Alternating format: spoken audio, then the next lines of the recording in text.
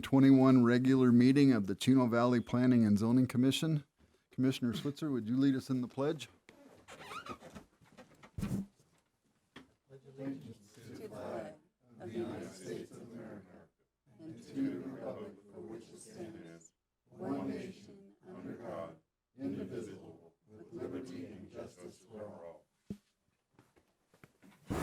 Thank you, sir. All right. So the next item is item C. We do have a quorum. Do we have any members missing? Mr. McCaffrey. Mr. McCaffrey, only because he moved up to the city council. Our alternate is here tonight. Next meeting, we're going to bring him forward and introduce him. Yeah, that's good.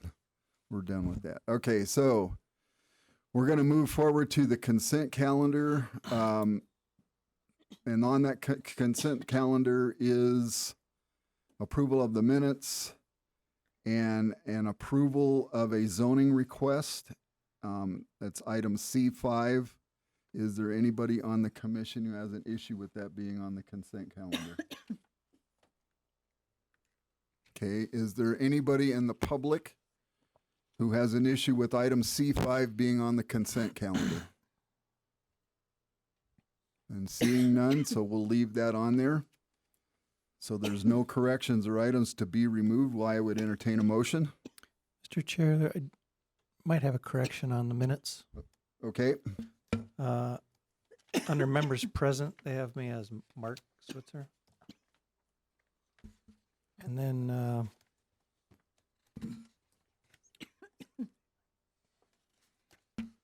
on the motion that we made, we also stipulated that the project required sidewalks, but I don't see that mentioned in the motion. Correct. So that was in your motion, and we'll amend the minutes to reflect that. I also have a correction for the spelling of Mr. Will Dingy's name under staff members present. I'm sorry, I didn't catch that. I'm sorry. It's spelled D-I-N-G-E-R, which is not correct. Is there any other corrections to the minutes? Okay, I would entertain a motion. Mr. Chair, I'll make a motion that we approve the minutes with the corrections. Okay, and along with the rest of the consent calendar. Yes, items C1 through C5. Okay, so we have a motion. Do we have a second? Second. All right, we have a second.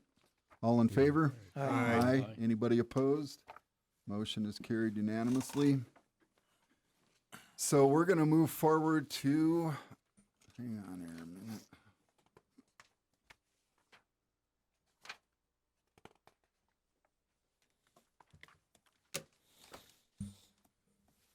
Item D1, which will be referred to as F21-003. Ms. Commissioner Metters is going to recuse herself for this one item.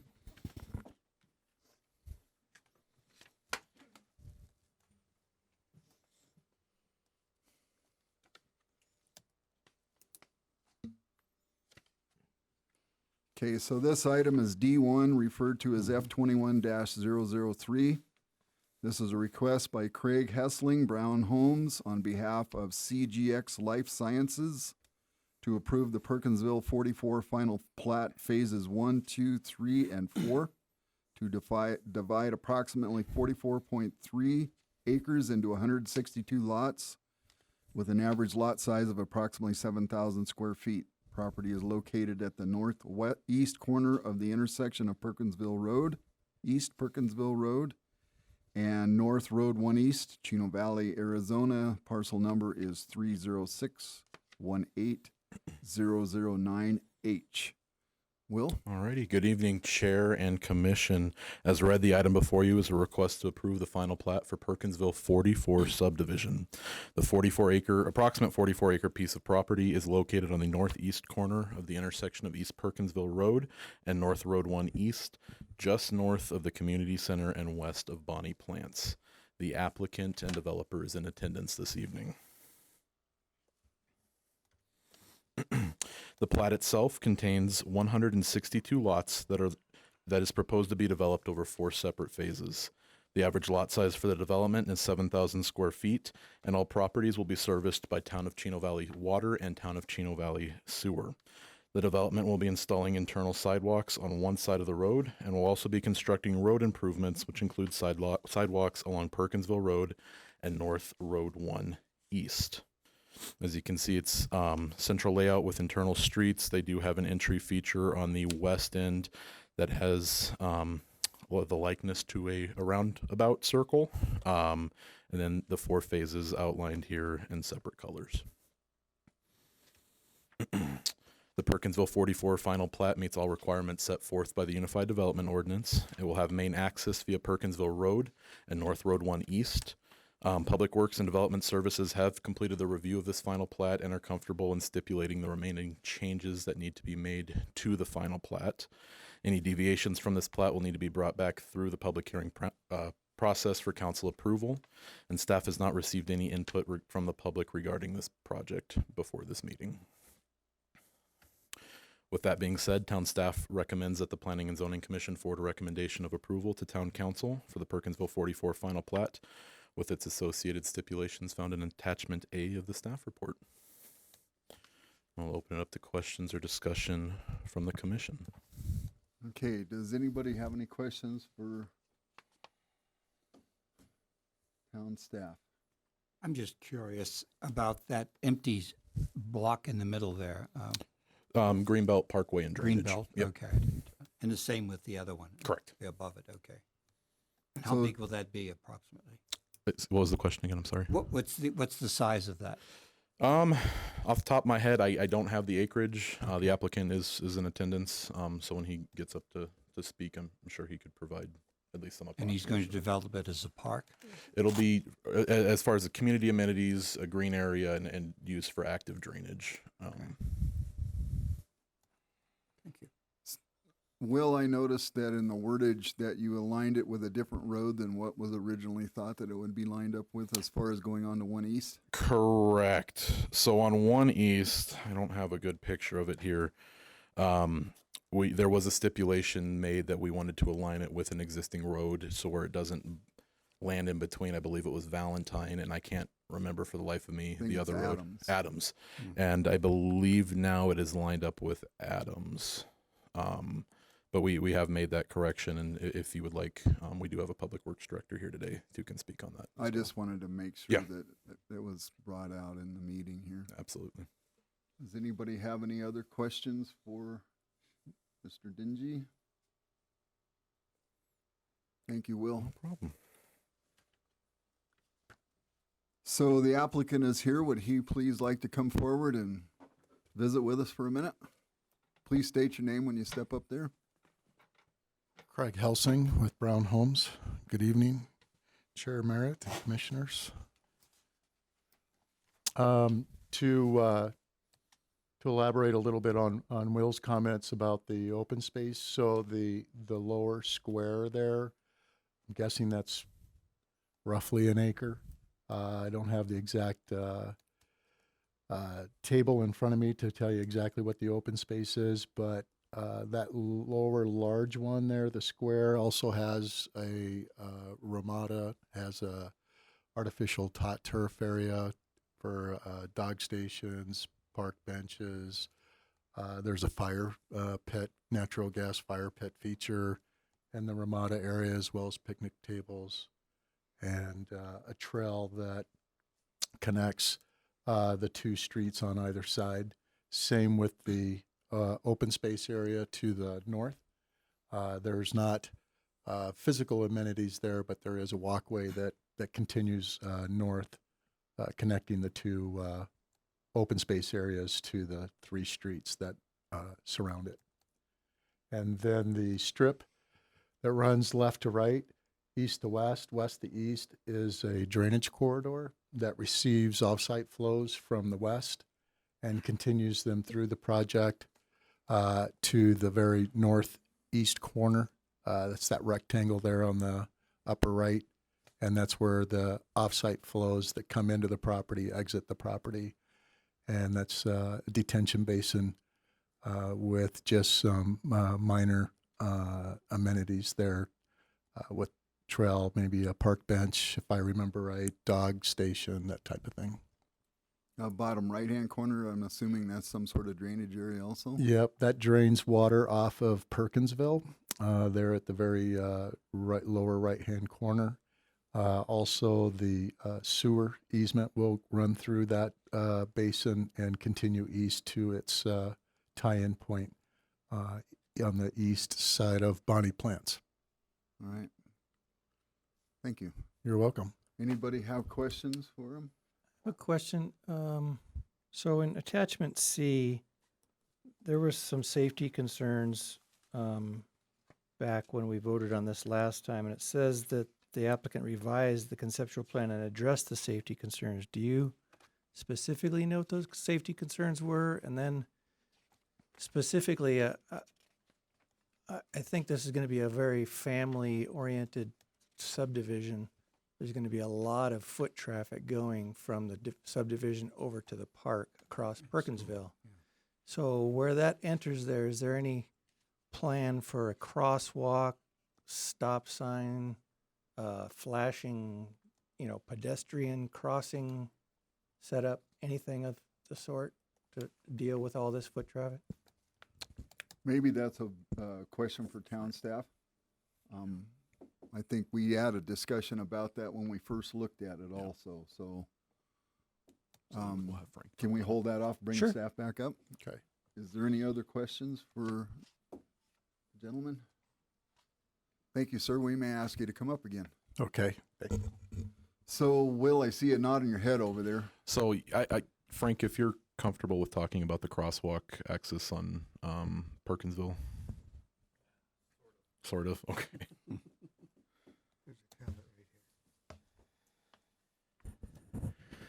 Thank you, Chair, members of the commission. And Will back me up on this because I've had a lot of other projects, Sure. but I believe we wound up with the traffic analysis looking at a 4-way stop at 1 East in Perkinsville Correct. from and my a routing understanding. pedestrians through a crosswalk there at a stop condition. And I that's believe there this. was some comments, and you have to correct me, that you were uncomfortable with that midway crosswalk there. Absolutely. Okay, could you maybe educate us again? The issue with mid-block crosswalks is traffic doesn't stop, especially on Perkinsville. We have an amount of truck traffic with some of the industrial components out Perkinsville Road. So they have a harder time stopping in an emergency situation. And we all know, I was a kid, sometimes you just shoot across the street, and you may still have that. So we'll analyze speed limits and safety as it goes. Yeah. But having that stop condition there at 1 East should help provide a safe crosswalk at a stop condition there, which is more common. Otherwise, with mid-block crossings, you could try and do some flashing beacons or hawk signals, but a hawk signal, last one I put in, cost $300,000, so they're not cheap. Yeah, I agree with the traffic problem, but since that's a, ingress egress spot there on Perkinsville mid-block, the kids that live on that east side of that subdivision aren't going to go all the way to 1 East Well, to get over to the park. we looked at that too. There is some justification for that. Besides that, if you look across the street, it's a ditch and a fence that they would run into. So there is no accommodations for them to go to, The park. especially with ADA, right? And the park side, there's no sidewalk or anything there. It's a roadside ditch and a not a split rail, but a post and rail fence. Where is their access along Perkinsville besides at 1 East? Well, the plan There is is. for the town to put in a multi-use path on the east side of 1 East in front of the pool, which will direct traffic towards the front entrance to the aquatics facility, which is closer to 1 East, and along Field 5, which is on the corner, so that you won't have folks. But there is an Crossing the- entrance on Perkinsville to the park, correct? Road access? Think That's a it's- maintenance access. Yeah, It's a there's road that goes to. There's a park at the far end on the east, The southeast corner, I think, has an access for a parking area where the dog park is at. And there's a utility shed kind of lines up with the back end of the pool if you're I looking do at it. re- But that's strictly maintenance. That's not a public I entrance. thought there was one farther towards the east, right up against where the residences start. Right. That is for the dog area. Right. That's further than I think Commissioner Switzer is Right. It is. looking at more of this ingress road here. Can we do um, some kind of, I don't know if a flashing warning light is appropriate, or is there something else we could do besides the sidewalk? I will tell you, the police monitor that very closely. I have personal experience with that. Right, and we also the Perkinsville will have a 10-foot multi-use path on the north side of the street adjacent to this development, and it'll meander somewhat, and the landscaping will be such that it tries to keep people away from the road. We tried to meander it so that we could get trees on both sides of the sidewalk in Oh, I see. places. That'll help direct people. Yeah, it's only like 3 or 4 feet, but it kind of breaks it up. And Maybe if you can't block it off right there, but, because the road's there, but, no, like you say, maybe you can kind of direct that's flow. we tried to design it the best we could to direct it with the ramp, the way the ramps face and everything like that. So you're still going to get, just like speeding, you don't get full compliance with speed limit signs either, but Right. we do the best we can and If react you could from keep there. it as unattractive to cross into the park area as possible. That Right, might and- help and a we- little bit. We feel we did that. Okay. With both the engineer from the developer and town staff's input. I know that was a concern when we first looked at it, so that's So- good. Any other questions? Did that satisfy you? Mhm. Okay. All right. Thank you, sir. Thank you. Is there any other questions for the town staff? All right, so I'm going to open up the public portion of this meeting for this item. You will have if somebody from the public chooses to speak, there'll be 3 minutes allowed to do that. If you come up to the podium, please state your name. Be polite, be concise, don't repeat. And if you have any comments, please keep them from not being personal attacks on anybody. So is there anybody in the audience from the public that would like to speak on this matter tonight? I have a James Greeno. I'd like to thank the commission for hearing my comments. My wife and I purchased 2.5 acres off of Buffalo Run in 2007. I'm a transplant from California. We fell in love with this place over the previous 3 years before 2007 when I came to visit my partner. We're both retired deputy sheriffs, but he built over here about 5 years before I did. Sir, would you mind pulling the microphone closer to your face? Thank you. Anyway, I think we're all aware of the amount of traffic that has occurred in the past 3 years. It's increased quite a bit. Concerns of water are another concern, power. And I think that putting 162 homes out there on this property is just the beginning of the downfall of your city logo, the antelope, over open spaces. It's an elegant animal. My grandkids came over here for the first time about 5 years ago. They're now 13 and 11. We drove to Jerome, and we saw several herds of antelope. The first day we went to the property, we saw a herd of antelope off of Bethany. And it was a day like today, it was raining. At that time, there was only 2 houses within 200 yards of my house today. Now there's 7 or 8. Anyway, I think the logo on the city logo seal is going to disappear. Those animals are shy.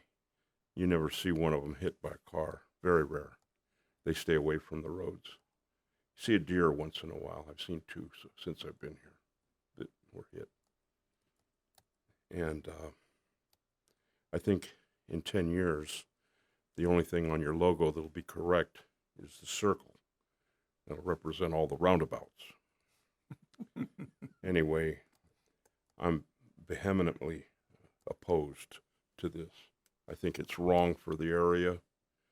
I think we already have huge number of homes coming into the area and other developments, and this is just the beginning. And you're going to lose the ambiance of this area. So my opinion is you should not approve it, but I'm just one person. That's all I have to say. Thank you, sir, for your time. Is there anybody else out there who would like to speak?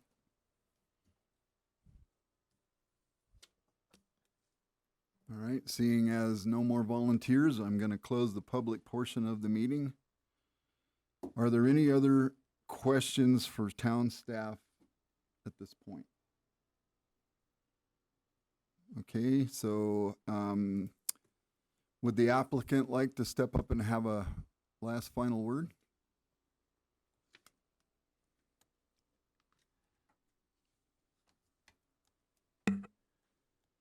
Craig Helsing with Brown Homes. Just to kind of dovetail on what Will and Frank were alluding to on the traffic concerns, the pedestrian concerns, and in addition to the that mid-block crossing question, the engineer that we have hired to design the thing, we went through great steps with staff to make sure that the ADA ramps on both sides of the entrance into the subdivision right there are made to where they do not, normally an ADA walk has a ramp right in the corner where you could access it from just about any direction. We are physically forcing people to go west and east along the pathway. So relatively confident we can try between the pathway that we're creating there, the 10-foot pathway, the landscaping that Frank talked about, and the ADA ramps along with the four-way stop, trying to do our best to keep everyone where they should be and keep it a controlled intersection right there. Otherwise, we're very excited about this project. Our intent is to focus for the families demographic for this community. We think it will be affordable, unlike kind of what we're seeing in other communities nearby, where the affordability is getting harder and harder for families to get into those homes. Our intent is to try to make that so here at Perkinsville, and just appreciate all the help and direction and cooperation with the town, and look forward to continue our work to make the town a better place. Thank you. Thank you, sir. Okay, so we've heard all the comments. I would entertain a motion, please. Mr. Chair, I move to approve final plat F21-003 as presented, subject to the staff report and the information provided during this hearing and the conditions in attachment A. Okay, we have a motion. Do we have a second? I'll second it. We have a motion and a second. I'm going to make this a roll call vote. Commissioner Somerville, Yes. Aye. Aye. Commissioner Schweitzer, Nay. Commissioner, Pasiak, Aye. and I apologize, Welker. Welker, Commissioner Welker. Yes. Okay, Chairman Merritt. Yes, aye. So we have a 4 ayes, 1 nay.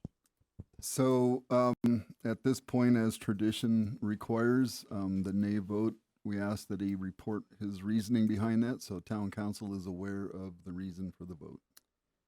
I was one of the nay votes the last voting that we went around on this, and really for the same reasons. Still have safety concerns. I was not on the council when this was rezoned, but I I would have voted no against the rezone. And also that it has lower standards than the proposed SR .16 setbacks. It just is too congested, I feel. Thank you.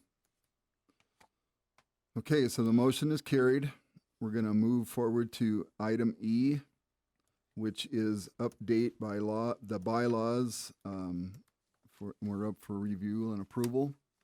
Has the commission had a chance to review the bylaws? Do we need to go through those in this meeting?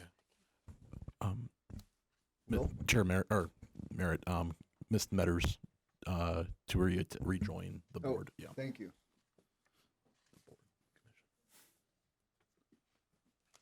So I don't know if you heard, we're on item E, where we're updating the bylaws of the commission, and was asking the commission if any of the members have any issues, or do we need to read through all the bylaws, have discussion? All right, so it looks like nobody has any issue. I would like to entertain a motion to approve the bylaws as written. The updated bylaws as written. I'll make a motion that we accept the bylaws as written. Updated bylaws. Updated bylaws as written. Okay, we have a motion. Do we have a second? Second. Have a motion and a second. All in favor? Aye. Anybody opposed? Motion is carried unanimously. Okay.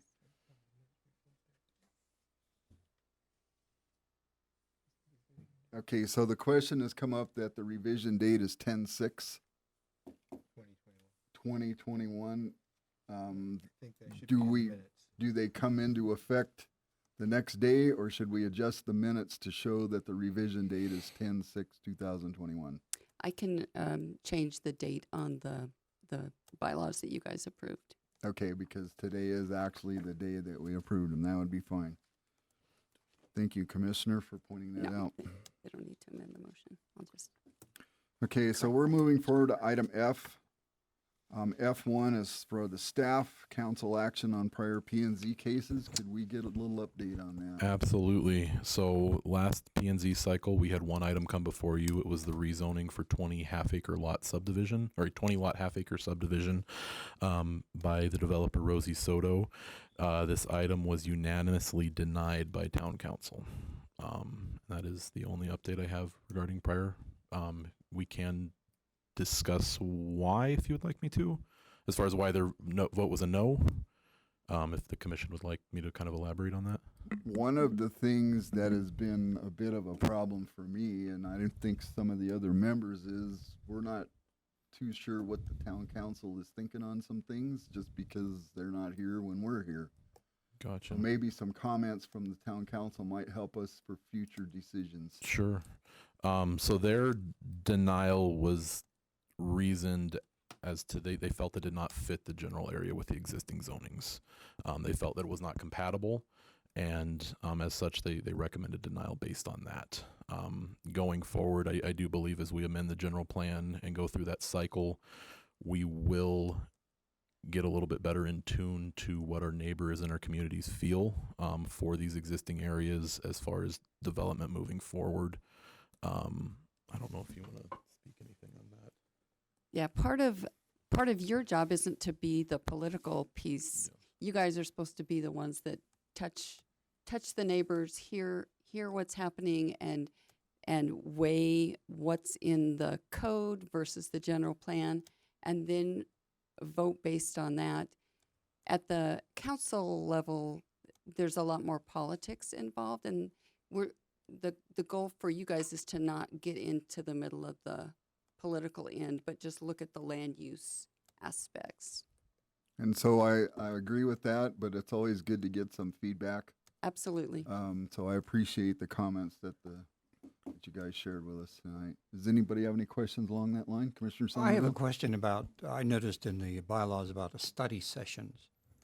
Do we have, is there a time or a special time outside of a commission meeting where we could have a study session to go over some of these ideas that the council might come up with, or what they expect of us, or or something else, you know. If the council, or if the commission would like to have a study session with the council, you guys direct us under F2. That's your opportunity to tell us what you would like us to help facilitate, and then I'll coordinate with the town manager and see if we can get a meeting pulled together. If we do that, we also need to have topics for the study session discussion. It's also a publicly noticed meeting, and so it's not just you and the council talking, it's you and the council and anybody else that wants to show up and listen to the dialogue. And to add on to what Lori is saying, logistically, it essentially would be a council meeting and advertised as a council meeting, and then advertised as well as a concurrent planning and zoning meeting, because you would have a quorum for both the commission and council. So it's something that we can explore if directed as so.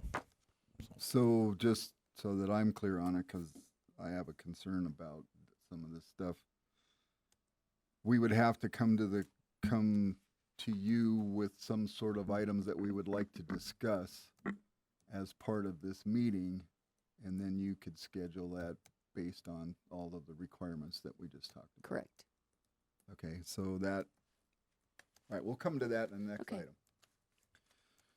All right, so the next item under F1 is new zoning district, SR 22,000. If we could get educated on that, that would be great.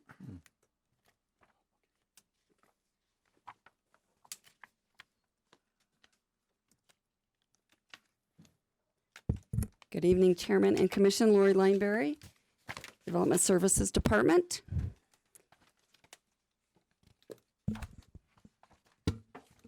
You have in your packet a draft of the half-acre single-family zoning district. We had received, well, last time we met, we talked about what kind of animal limitations should happen. And so this time, we've added a piece that talks about ag and farming for non-commercial purposes and the keeping of animals limited to sheep, goats, and fowl. What we as staff did is we met with the 4-H FFA representatives that work at the high school and talked to them about size of lots and what kind, size, type of animals, and numbers of animals that really make sense on a lot of this size. Their focus is 4-H FFA, where you can do a lot more animals in smaller cages, pens and things, because the kids spend a lot more time with the animals. They walk them. They do a lot of other things. When we asked them about just having them out on the lots, they felt that the larger animals probably would do better on a larger lot than a half an acre. And so they felt that the sheep, the goats, the chickens were an appropriate mix for this size of a lot. We also received a question about, where's officers? Oh, about the actual lot size. So what I'm going to do is I'm going to take you, if I can get the mouse to work right. Other one.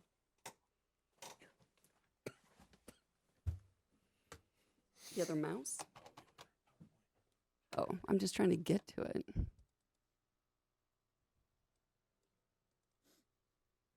Okay.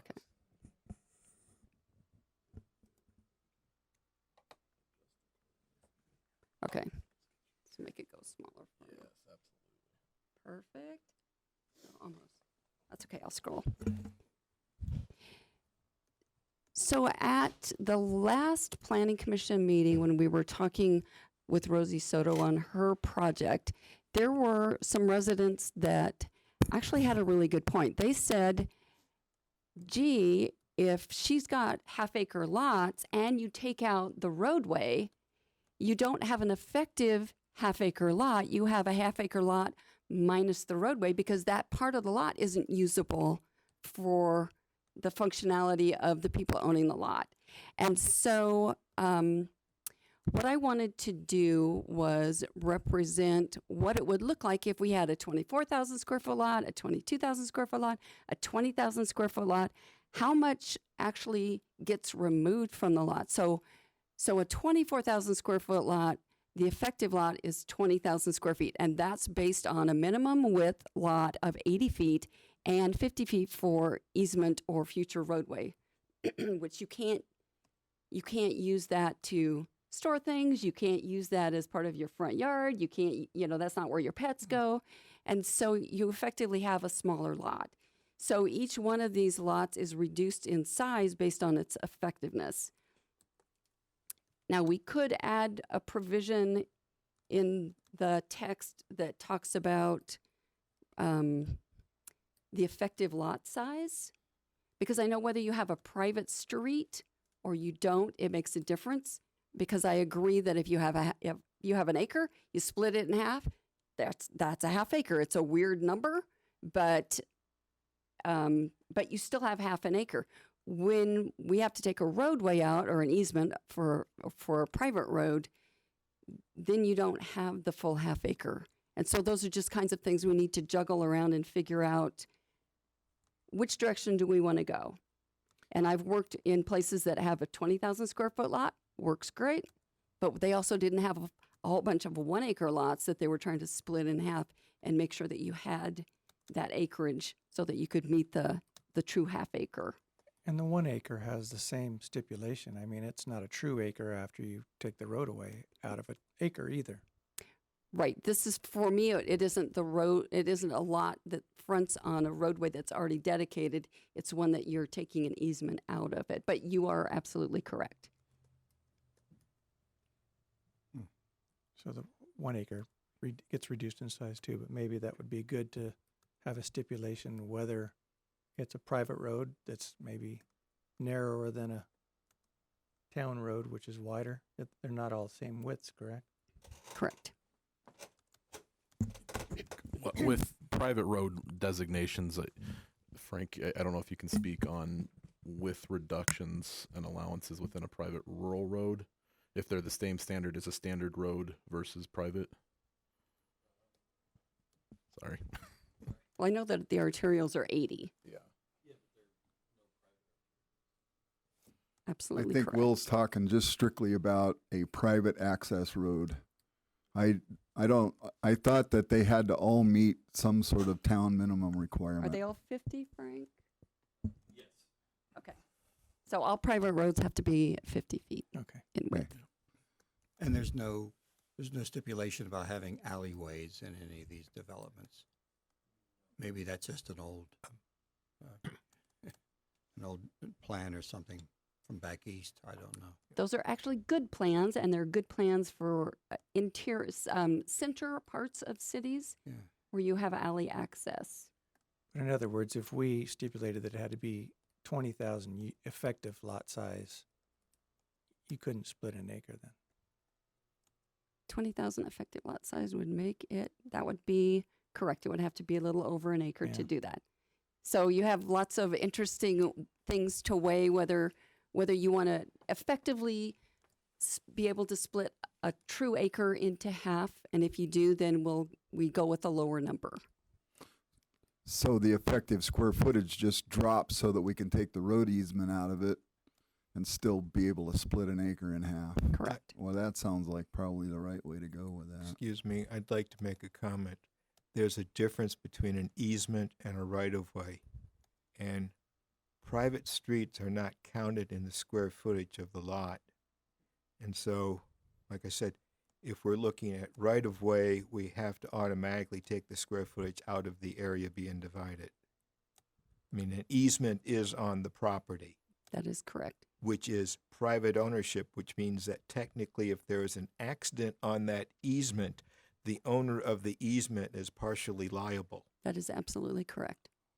So I That's- think if we, instead of saying easement, we say right-of-way, we automatically have to start looking at perhaps an 18,000 square foot so that we do get the ability of splitting an acre in half. And yes, the square footage might be a little bit higher than the 18,000, but at least we wouldn't be sitting here looking and saying, well, it's almost, but not quite. Right. And that's not where you want to be. No, we want to be able to split this thing and have the roads out of it and be okay. Correct. We don't want to have to juggle things. That's been the problem with this. That's right. I All think we're along. looking at calling this an SF 18,000 then. Just my idea. I agree because if we're going to anchor on the effective lot size, then we have to make allowances to split an acre in half and still, whatever that might be, given both pieces have a road easement out of it, we have to still be able to split it, and that's the effective lot size that we should aim for, not the whole thing and then jerk the thing out as on a piecemeal basis. That doesn't make sense. So is the 20,000 square foot lot, does that work for you? It's not, it's a little bit over an acre. So the 18,000 square foot if you have effective two 22,000 square foot lots, it's a little bit over an acre. Yeah. Correct. But a 20,000 square foot lot, the next one down. That's probably what we're going to have to look Okay. at then, because, like I said, it doesn't matter if the acreage, if the square footage is a little over, we can't have it under Correct. and approve it. Otherwise, we'd have to say, yes, you have one that conforms and one that is legal non-conforming, and we're trying to get away from not doing that. We don't want to do legal non-conforming. Right. Okay, so I think we're looking at a 16,000 square foot effective lot, just, and rather than saying easement, we're looking way at under right half of way, acre. future right of way. The 18, you mean? Yeah, way under half acre. Did that make sense to everybody, or is that still confusing? No, it makes sense. Just getting you 16. well below half acre for your effective lot size. I think 18 That's is appropriate. not going to be a true half an acre, but that No. is, And then some, 1 acre splits, there would be an easement because it may just be a driveway. It won't be a private road. It could just be a driveway to the other lot. It's going to be an easement and not a road or a right of way. It's the same as an access road. No, it would be an easement allowing, ingress, egress. correct. Now, what about flag lots? It depends on if that is a dedicated piece or if that is an easement that's coming off of everybody else's front. Okay.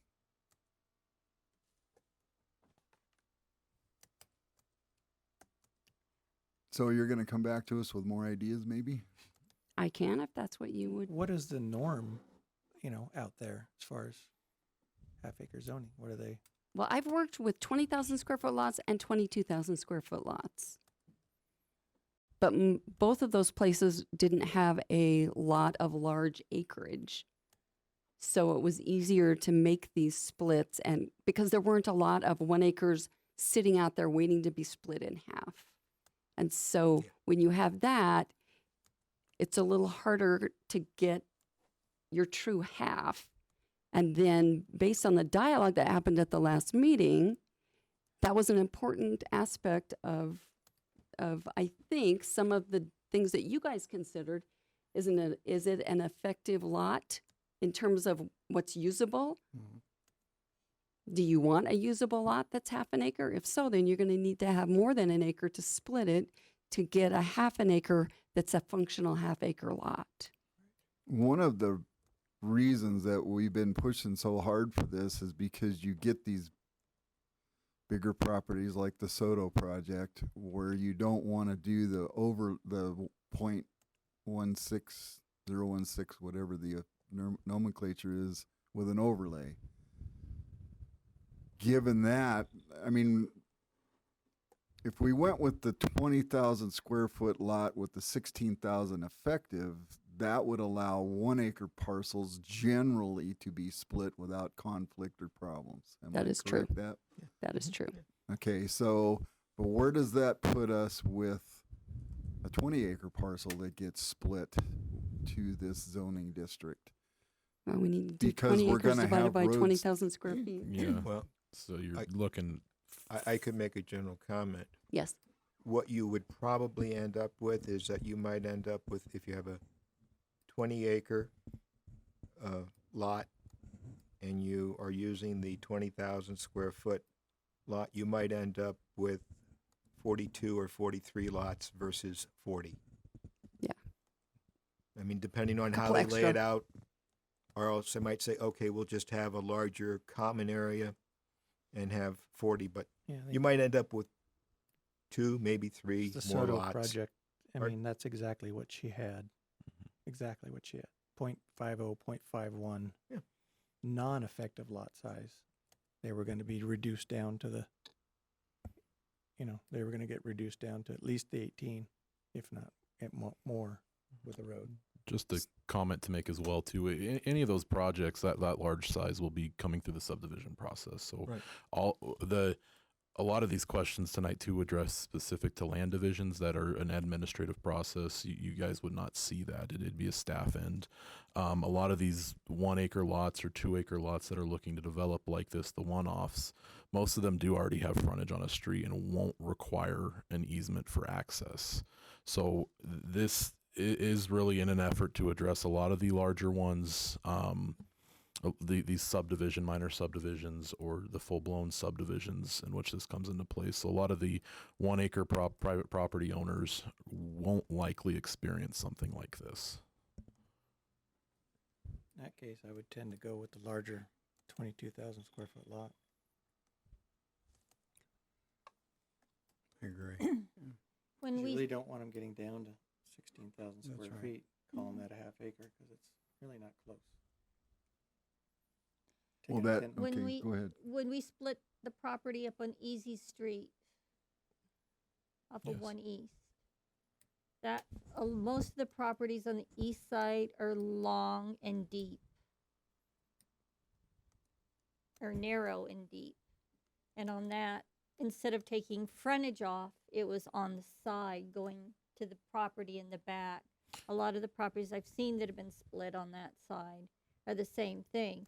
You've got the road frontage, and they're dividing something off in the back and putting the Right. driveway along the side. I Along guess there's a bunch over on Reed Road, but then they fall into the county.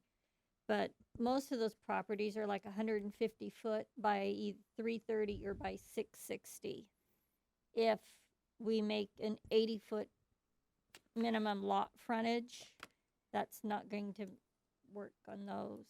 If they want to split them the other direction, they'll need to be 75 foot and not 80 foot.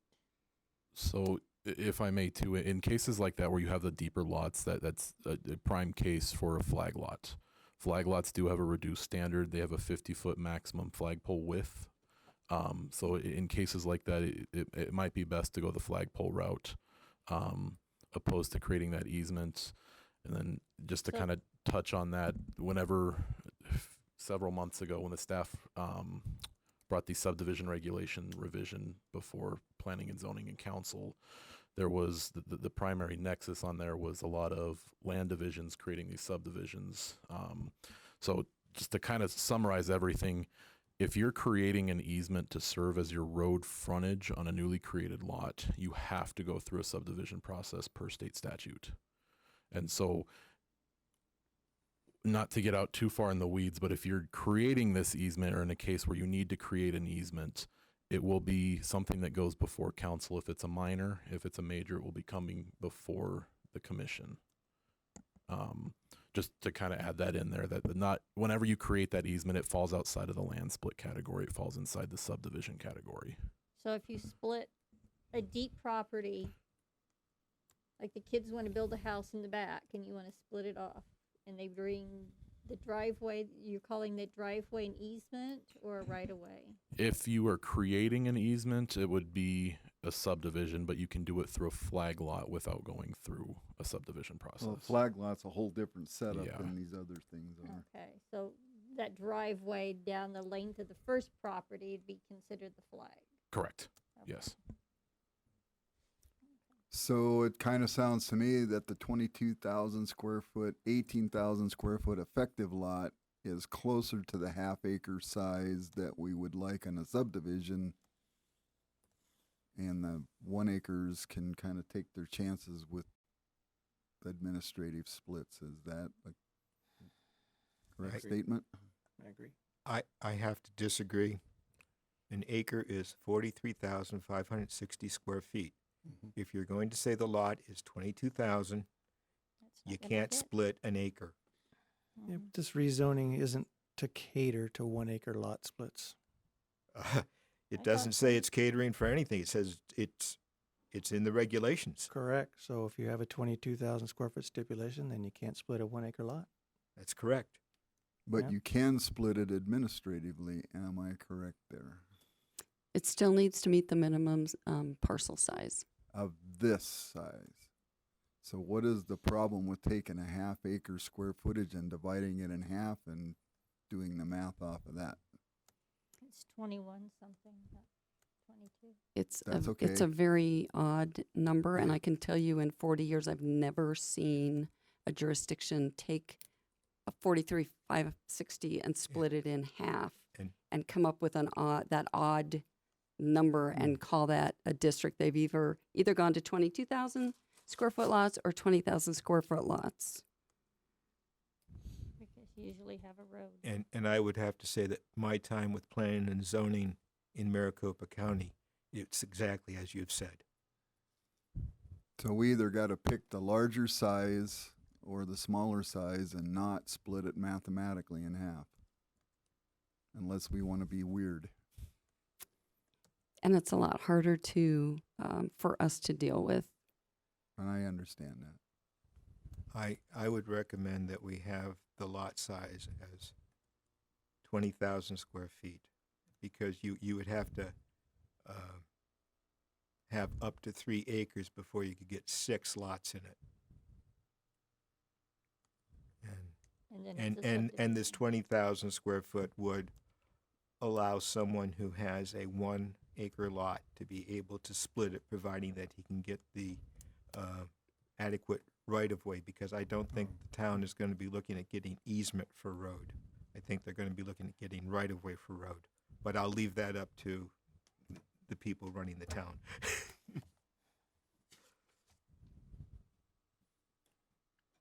Just my comments. Any other comments? So do we need to give you some direction tonight? That would be good. You're making it hard. I know. Sorry. I'm in favor 20,000 too, because of splitting 1 acre. If you want to split more to get, like he said, the 6, then you're falling into subdivision, and that goes in a different category. Okay, so yeah. I can give you one I'm- in between. I can give you the 21,000 square foot lot. I think that would just cause you a lot of grief. I haven't seen those. No, I haven't either. But Well, okay, so We could be different. yeah. Well, we are different, As actually. opposed to being weird. Yeah. Well, I'm the weird one. I think splitting it in half ain't that big a deal, but I don't have to deal with those oddball numbers every day. So let's do this. Let's just kind of go down through here and everybody offer their opinion. And then off of that, we'll make a motion to get the square footage size of the lot worked out. How's that? that sounds great. And what happens next is that I prepare this with a staff report. It comes back to you for more dialogue and then guidance to the council. We can beat it up some more from there. Yes, you can. All right. So, Commissioner Somerville, what's your thinking? Well, I was originally looking at 22,000, but then if you're going to split an acre, that's more than half an acre. So, and I would personally like to go for 21,000, but I think 20,000 to save the grief on having to work out all the extra stuff. Yeah, So your thinking is the 20,000 square foot lot. yeah. All right. Commissioner Switzer. I still prefer the 22,000 square foot lot. If you're planning on larger subdivisions, to get away from that 0.16, keep the lot size as large as you can possibly get them. And maybe even discourage some of the 1 acre lot splits, to tell you the truth. Okay. Commissioner Metters. I'm for 20,000 and a 75-foot minimum lot frontage. All right. All right. I would like to see the 20,000 square foot lot with the reservation for future road, be it right of way or easement, as indicated on the plan submitted. All right. Commissioner Welker. I think I'd like to see the 22 or the 20 without the future road, without taking that out. Without the effective size being Yeah, listed. be 20,000, and the road be whatever it is. If it's right away, I don't see where you could do that. So if it's a private road, that's private. But if it's right away, that's county or state town road. So we have 3 for the 20,000 and 2 for the 22,000 without my opinion being involved in it.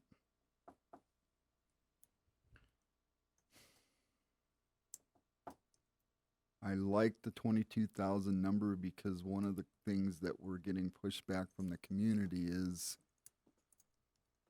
half-acre lots are barely acceptable to them compared to 1-acre lots. So the closer we could stay to that, the better. And if I said that, that would be split us right in half. Pardon? We got another person coming on too. That's correct. So, just to complicate it even more, can we bring this discussion up again when the new commission Yes. member comes on board? Yep, we'll And put he's it on the been next sitting here agenda. listening to us fumble over this a bit, so he'll be familiar with it. It's not a fumble. It looks very simple, but it is complicated, and there's impacts based on the decision that you make. Well, I agree with that because it's not about the mathematics as much as it is about the perception of the public. Correct.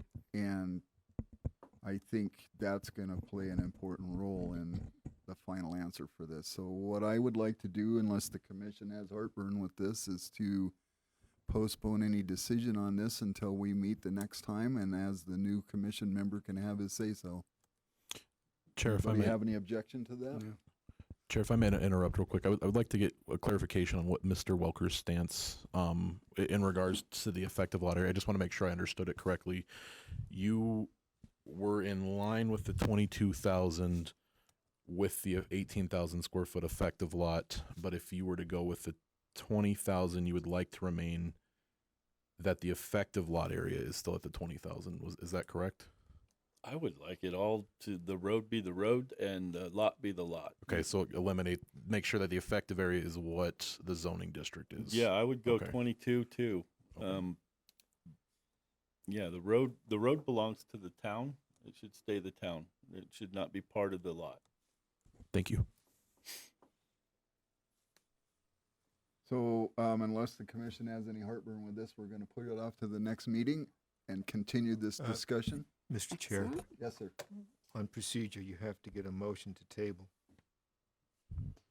Well, I actually thought I is read a- in the bylaws that the chair could postpone something with the permission of the commission. Is that not true? This is just an information item being brought to you. It's not a case at this point. So I'm trying to get feedback from you, which I will take because you've asked for it to be brought to your next meeting. If this was a scheduled case, you're absolutely correct. And again, one of Commissioner Pasiak's main roles here is to keep us all in between the rails. So I appreciate his comment. He does a good job. But I did happen to read that, and I found out I have a lot of power here, so I'll try not to get carried away. Yes, you do. I would also like to state that, Pardon? Mr. Welker, if you don't count the road at all, that actually would make it a 24,000 to get an effective. If you left the road out, yeah. If you don't have any roads, 22. If you don't have any road at all, but if you wanted to keep the road, you would need a 24,000 square foot to keep an effective of 22. I think Commissioner Welker's thought of basically getting rid of the effective square foot number is appealing, only because maybe that'll push this to where the developer works out the roads to Yeah. not be part of the lot If size. it's Yeah. a development of more than 1 Correct. acre, They're uh, going to make it happen. the roads need to be dedicated to Yeah. the town and that not be part of the lot. I agree. Yep. Yeah. I think that our code, though, allows for easements. And we saw that with Rosie Soto's project. And I heard neighbors say, hey, she says it's a half an acre, but it's not a half an acre Right. because you've got all this stuff taken off the front. So that made Will and I talk about, well, maybe we need to look at what does an effective lot size look like when you take off the easement in the front that people are allowed to build. So I just wanted you to see, when you're making that decision, what does that really look like? What are you really approving when it comes back to Now, you? we appreciate the education because we probably would have overlooked that, except for maybe Commissioner Pasiak. But I think the intent here is to push it so that these lots are as close to a half an acre without the road being part of it as we can get it. I agree. And so it sounds like we're getting closer, but I still think we should push it to the next meeting unless somebody has a strong objection to that. I just have a question. I'm not sure about. I was looking this up. Average home sizes in America are from 1,763 square feet to 1,879 square feet. And do we have any kind of? Is there an ordinance at how big a building can be? I mean, how much? How many square feet? 40%.